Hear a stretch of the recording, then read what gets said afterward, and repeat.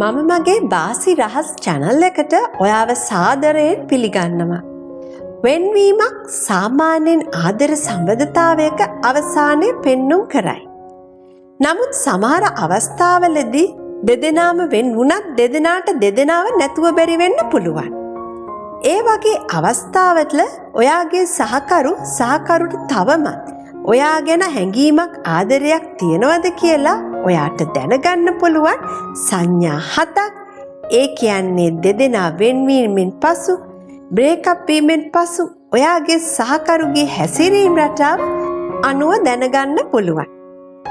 දැන් අපි බලමු එම සංඥා 7 අනුව ඔයාගේ සහකරුට ඔයා ගැන තවමත් කැමැත්තක් ආදර හැඟීමක් තියනවද කියලා. අපි දැන් පළවෙනි එක බලමු. දෙදෙනා වෙන්වීමෙන් පසු බොහෝ විට දෙදෙනා අතර සම්බන්ධතාවය දුරස් වන නිසා ඔයාට ඔයාගේ සහකරු සමග සම්බන්ධ වන්න තියෙන අවස්ථාව බ්ලොක් කරලා දානවා. ඒ කියන්නේ ටෙලිෆෝන් කෝල්ස්, මැසේජස්, සමහර අවස්ථාවලදී සෝෂල් මීඩියා වලින් පවා.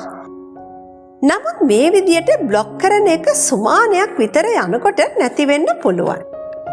ඔයාගෙන් ඒකට ප්‍රතිචාරයක් නැති වෙනකොට නැවතත් ඔයාව බ්ලොක් කරනවා.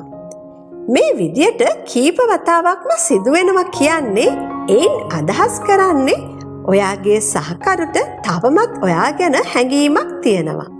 නමුත් ඔයාට සෙකන්ඩ් වෙන්න නැතුව එයාට ඉන්න ඕන. මේ වගේ අවස්ථාවල විශේෂිත වූ කරුණක් ඇරෙන්න ඔයත් කිසිම ප්‍රතිචාරයක් නොදක්වා සිටීම මෙම බැඳීම් ඇති කර ගැනීමට නැවත අවස්ථාවක් ඇති වෙන්න පුළුවන්. ඊළඟට අපි බලමු දෙවෙනි එක මොකක්ද කියලා. ඔයාගේ හිටපු සහකරු වෙන්වීමෙන් පසු අමුතු ලෙස හැසිරෙනවා. ඒ කියන්නේ ඔයාගේ සෝෂල් මීඩියා බලලා ඔයාට ඒකට තරහින් කමෙන්ට් කරනවාද? නැත්නම් ඒකට යන්තම් දුක හිතෙන වගේ දේවල් වලින් කමෙන්ට් කරනවාද? මේ වගේ දේවල් වලින් ඔයාට පේන්නේ ඔයාගේ වෙන්වීම එයාට හිතට දුකක් දෙන බවයි. දීර්ඝ කාලයක් එකට හිටියාට සෑම කෙනෙකුටම වෙන්වීම දරා ගන්න අමාරුයි. ඒක සාමාන්‍ය දෙයක්. ඒ නිසා මෙවැනි හැසිරීම් වලින් පේන්නේ තවමත් ඔහු ඔයාට ආදරය කරන බවත් ඔයා ගැන සොයා බලන බව. ඒ වගේම ඔයාට දෙවෙනි වෙන්න අකමැති බව. ඊළඟට තුන්වෙනි එක.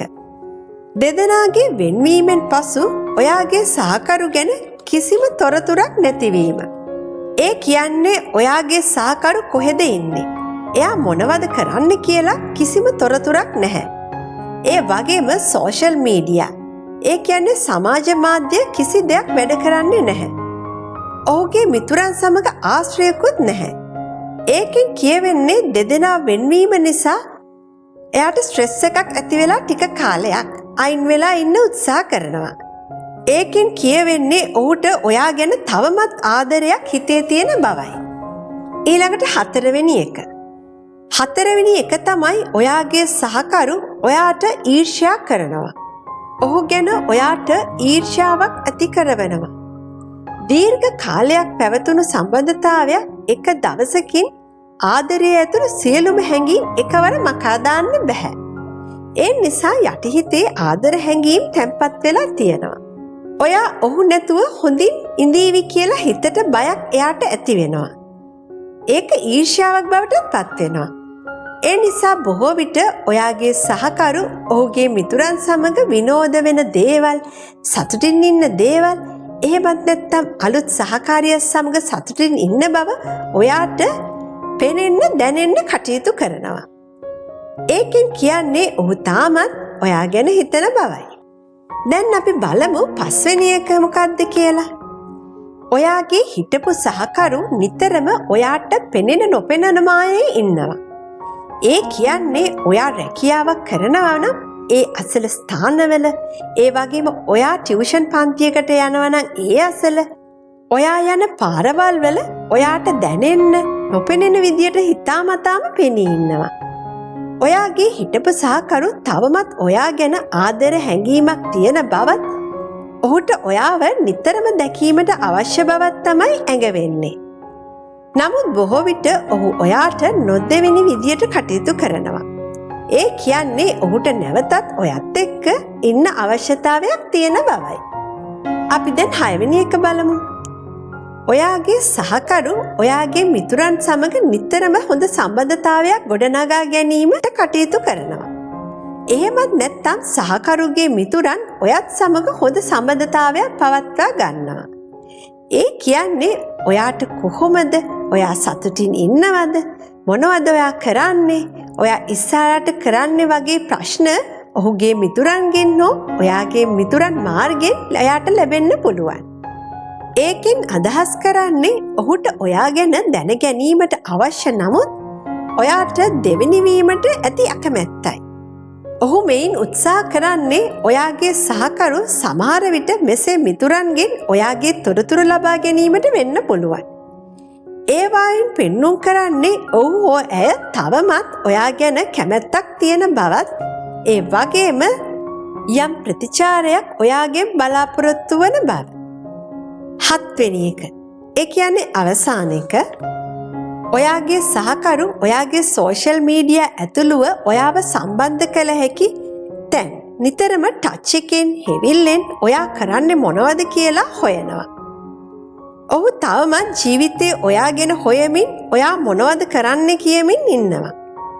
ඒකෙන් කියවෙන්නේ ඔයාගේ වෙනස් සම්බන්ධතාවයක් තියෙනවද නැද්ද? සා වෙන්වීමෙන් පසු ඔයා තනියෙන්ද ඉන්නේ සතුටින්ද ඉන්නේ කියලා විමසලිමත් වෙනවා. ඒකෙන් බොහෝ විට අදහස් වෙන්නේ ඔහුට ඔයා ගැන තවමත් ආදරයක් පවතින බවයි. ඔයාට පැහැදිලිද? මේ සියලු සලකුණු වලින් පෙන්නුම් කරන්නේ ඔයාගෙන් වෙන්වුණු සහකරුට ඔයා ගැන යම් හැඟීම් ඇතිවෙන බවයි. නමුත් බොහෝ වෙලාවට ඔහුට නැවත ඔයත් සමග ආදරයෙන් ඉන්න අවශ්‍යද කියලා එයා කියන්නේ නැහැ. ඒ ඔවුන් ඔයාට දෙවෙනි වීමට අකමැති නිසායි. ඔයාගේ ආදර සම්බන්ධතාවය නැති වෙලා නම් ඔයාට නැවත එය ඇති කර ගැනීමට අවශ්‍ය නම් ඔයා කරන්න ඕනේ හැකි ඉක්මනින් ඔයාගේ සහකරුගේ හිතේ ඇතිවන මෙම හැඟීම් නැතිවීමට පෙර සුදුසු නැවත ඔයාට ඔයාව ආකර්ෂණය වෙන methods, tricks වගේ දේවල් කරලා ඔහුටද ඔයා ගැන හැඟීම් කැමැත්ත ඇතිවෙන ආකාරයට manifest කිරීම. එමගින් ඔයාට ඔහුව පහසුවෙන් ආකර්ෂණය කරගන්න පුළුවන්. ඉතින් මට හිතෙනවා මම මේ කියපු දේවල් ඔයාට ප්‍රයෝජනවත් වෙන්න ඇති කියලා. ඔයා කැමති නම් මේ වීඩියෝ එක ඔයාට හොඳයි කියලා හිතෙනවා නම් ඔයා ලයික් එකක් දාන්න. නැවත හමු වෙන තුරු සතුටින් ඉන්න.